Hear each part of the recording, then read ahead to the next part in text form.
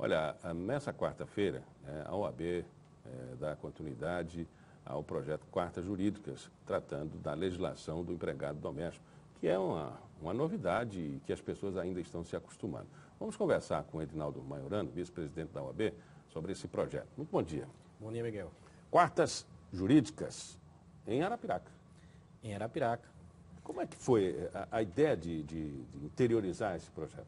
Na verdade, é uma forma, Miguel, de que a OAB tenta justamente estar mais próximo da comunidade jurídica e de interiorizar os projetos da Escola Superior de Advocacia. Na verdade, nós estamos começando por Arapiraca, né, depois da seccional Maceió, a segunda maior seccional do estado de Alagoas, e aí justamente nós estamos tendo esse contato com a comunidade jurídica, com a sociedade arapiraquense, com a forma de justamente ampliar os projetos da Escola Superior de Advocacia, que já ministra determinados cursos na nossa sede aqui em Alagoas, em Maceió, e justamente interiorizando esse projeto da Escola Superior. Porque o tema dessa atividade é exatamente a legislação para o empregado doméstico. Há uma demanda lá, há uma necessidade desse saber? Na verdade, Miguel, o que a gente está tentando pontuar são determinados temas atuariais. A gente está tentando manifestar, trazer com que a classe dos advogados se sintam não só privilegiados, prestigiados com essa nossa presença da OAB, junto ao local das subseções no interior do Estado, mas também de que concitar os profissionais de advocacia da necessidade constante de aperfeiçoamento, de aprimoramento profissional e trazendo um tema que está ainda em discussão na sociedade. É uma demanda também assim, muito interessante. Até hoje, algumas pessoas ainda têm dúvida com relação a tudo isso. É uma novidade, é uma prática nova, com repercussões, inclusive, com relação ao emprego ou não, a manifestação do desejo, das garantias, né? Ainda temos muitas dúvidas, não só empregadores, mas os próprios empregados. Quais são as principais demandas hoje nos escritórios jurídicos para esse caso da nova legislação? O projeto de lei ainda está em tramitação, né? Já foi aprovado na comissão mista da Câmara dos Deputados do Senado, e aí vai justamente depender. Algumas coisas já estão em vigência, já estão valendo. A principal repercussão é a situação referente à limitação da jornada de trabalho daquele empregado doméstico. Hoje o empregado doméstico ele tem a jornada de trabalho limitada a 8 horas diárias e 44 semanais, né? E justamente qualquer extrapolação nesse sentido, há a necessidade de o empregador pagar as chamadas horas extras. Então, nisso aí a gente pode colocar o quê? 5 vezes 8, 40, mais o sábado num horário, um turno. O que deve ser estabelecido é o limite máximo semanal de 44 horas. Passou de 44 horas, ele vira uma jornada extraordinária que as 40 primeiras horas extras o empregador será obrigado a pagar. A que exceder desse limite de 40 horas mensais, ele poderá ser formado um banco de horas, onde o empregador poderá dar uma forma de compensação dessa jornada, mediante folgas, para compensar essa eventual passagem da jornada de trabalho. E o que é difícil de comprovar, porque ninguém vai ter um relógio de ponta em casa, nem vai colocar um tacógrafo na pessoa. Certamente. Né? É muito complicado isso, né? Muito complicado, mas veja bem, a forma pela qual isso pode se dar, a lei ainda não, o projeto em si não traz traz a obrigatoriedade de manutenção, de fixação da jornada de trabalho, ou seja, do empregador, mas pode ser feito de um modo menos formal.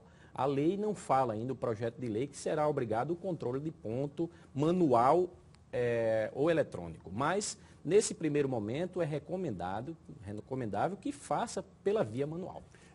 O bom senso sempre pode tirar dúvidas ou algum problema entre as partes, mas às vezes o bom senso não prevalece, né? Imaginar que a família chega em casa ao 12:10, louca para almoçar, e aí diz: cadê o almoço? Diz: não, já parei 12:00, vocês não estavam aqui, eu não coloquei.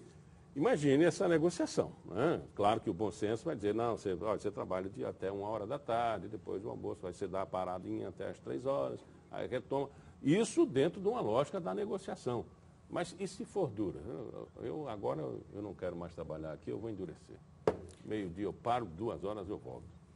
O que sempre deve prezar em qualquer relação de trabalho, além do bom senso, é a negociação. Formalizar isso, estabelecer a forma pela qual vai se dar essa prestação de serviço, né, de forma escrita, e estabelecer sempre a negociação com o seu empregado.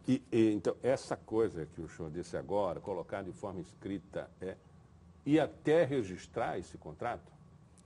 Não, a formalização... O seu turno é de tal hora. Justamente. Inclusive, também uma novidade do projeto de lei estabelecer um limite mínimo de descanso entre um intervalo entre a jornada para descanso ou alimentação do empregado, um mínimo de 30 minutos. Desde que ele não ultrapasse aquele limite já falado de 8 horas diárias e 44 semanais.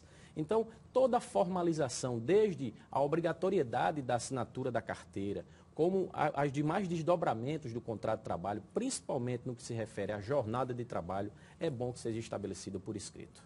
Em algumas casas, essa situação é muito importante até para a segurança das partes, né? Porque num problema qualquer, numa saída, numa ruptura de contrato, enfim, num desejo de sair porque arrumou outra oportunidade, ou até mesmo a deficiência ocasionada por a perda de um emprego para honrar esse compromisso, aí está lá escrito, está tudo bonitinho.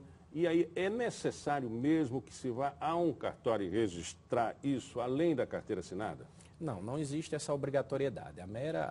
O que por cautela se faz é que nos contratos escritos se faça justamente a assinatura das partes contratantes, empregado e empregador, com a assinatura de 2 testemunhas. Não é requisito essencial a validade deste contrato, o registro notarial ou registral mediante a assinatura das partes em cartório. Que a gente sabe que numa casa existe serviço para 24 horas, né? E se o dia tivesse mais alguns minutos, é 24 horas e mais alguns minutos. E se dorme e acorda tendo serviço para fazer. E às vezes havia realmente o abuso, né? A pessoa chegava cedo para botar o café, aí quando o café, todo mundo ia trabalhar, ir para a escola, além da roupa que tinha que estar passada, aí já vem o almoço, depois do almoço tem a louça para lavar, depois vem o jantar e na sequência o menino que vai dormir, que só dorme com o balanço da contratada. Então, é uma jornada extensa e que muitas vezes realmente a parte mais prejudicada era do trabalhador. Certamente, Miguel. Só para tratar uma questão histórica, a legislação do empregado doméstico é de 1972.